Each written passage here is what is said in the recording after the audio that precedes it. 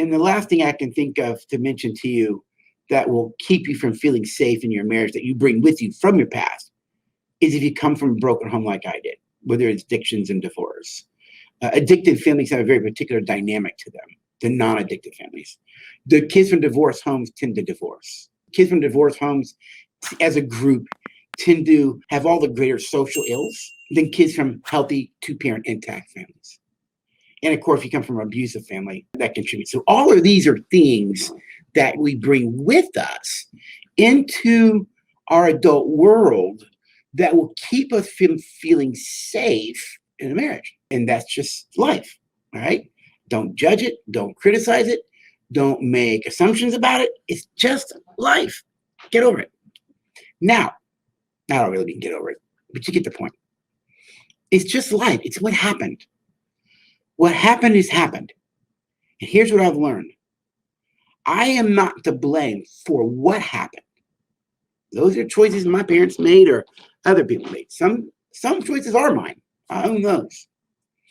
However, I am responsible for the effects of what happened on me.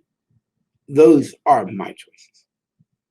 How I let those things play themselves out is on me. I guess what I want to say this is, as we kind of move forward in this talk, all of these kinds of issues that we bring with us into our adult life can actually hold you captive in your hurts and your pains. All right? They'll hold you, it's like an emotional umbilical cord back there to the past. You're stuck back there. It's like an emotional vacuum that keeps moving you back there.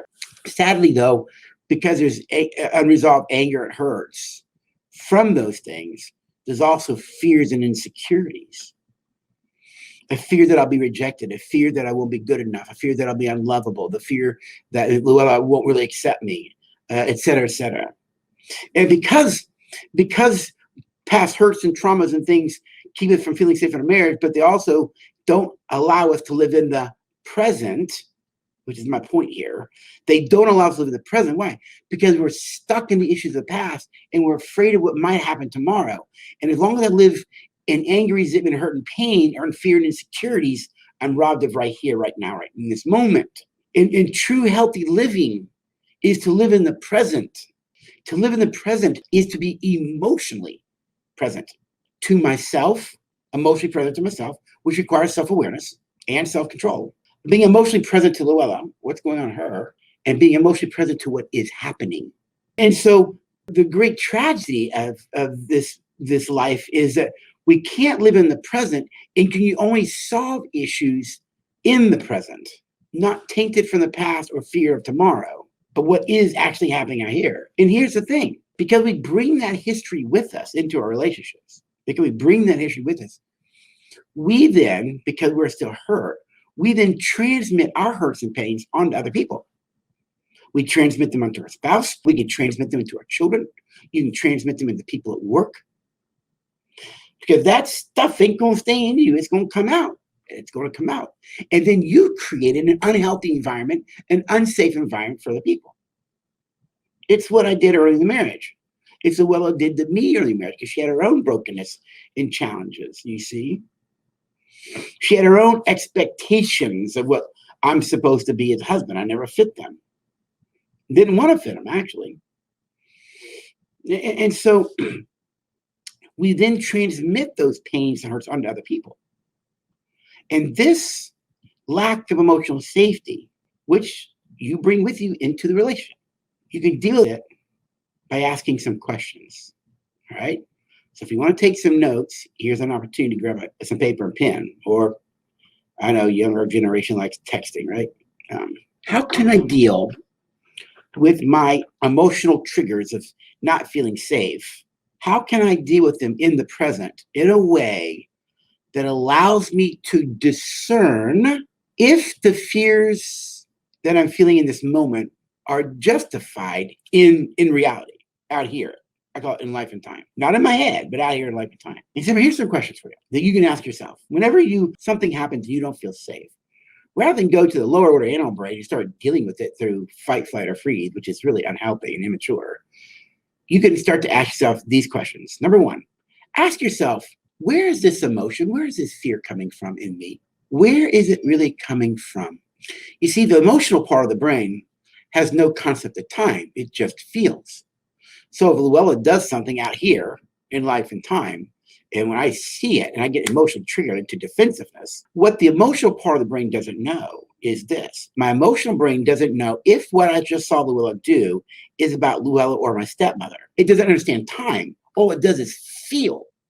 So when she does behavior X out here and I have reaction, Y, that feeling, that emotional reaction, it could actually be my emotional brain reacting to Luella as if she's my stepmother, but it's unconscious to me. So then Luella becomes the enemy of the past in the present. So that my emotional brain doesn't recognize that what she just did here, out here in life and time in the moment, had nothing to do with my stepmother, but unconsciously, that's how my brain picks it up at the emotional level.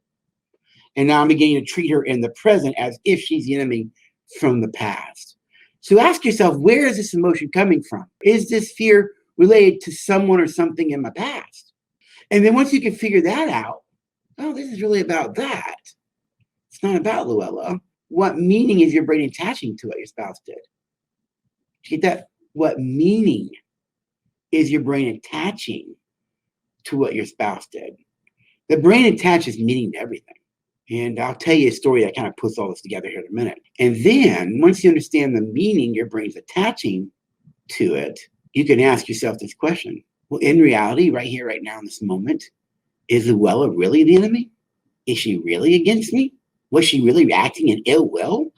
Was she really saying, get out of my life? Was she really saying, I don't want you? Was she really saying, you're not good enough? Was she really saying those things? Or was that my brain's construction from my past? And if you can step out into this present and ask yourself those questions and find the truth, can you allow yourself to vulnerably share that with them, knowing that they'll listen with goodwill and care? Example, early in our marriage, first 8-9 years of marriage, Luella was angry in an argument, and I don't have a problem with that. But 2 times in those first 9 years of marriage, in her frustration, she threatened to leave me. And I was like, how do we go from here to there? It didn't make sense to me. I told Luella many years ago, early in our marriage, if you ever leave me, I'm going to go with you. A divorce is not an option. I love you. You're my good friend. And no matter what, we're going to work this thing out. But I'm not living that way. All right. But here it is early in our marriage, twice in 2 different arguments, she throws out leaving. I've never thrown it out. And I forgave both of them. But what I did not know that I did not know is this. Unconsciously, I was left with a question mark in my head. What would it take for you to leave then? If you're going to throw it out, you must be willing to leave. So what would it take for you to leave? And that question mark was unconscious to me. Now let's fast forward about 10 years. Someone in my family was about to go through another divorce. And I was sharing Luella what was going on in that family member's life. And Luella made this comment.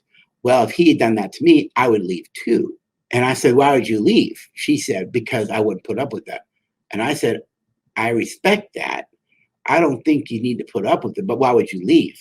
Now, I was in South Florida at the time. She was here in Jacksonville, where we live.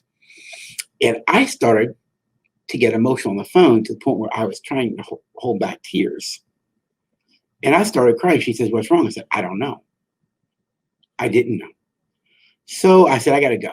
And it took me about 30 minutes to figure it out. I had to really do some real soul searching, asking those questions I just asked of you to ask yourself. And I figured it out unconsciously.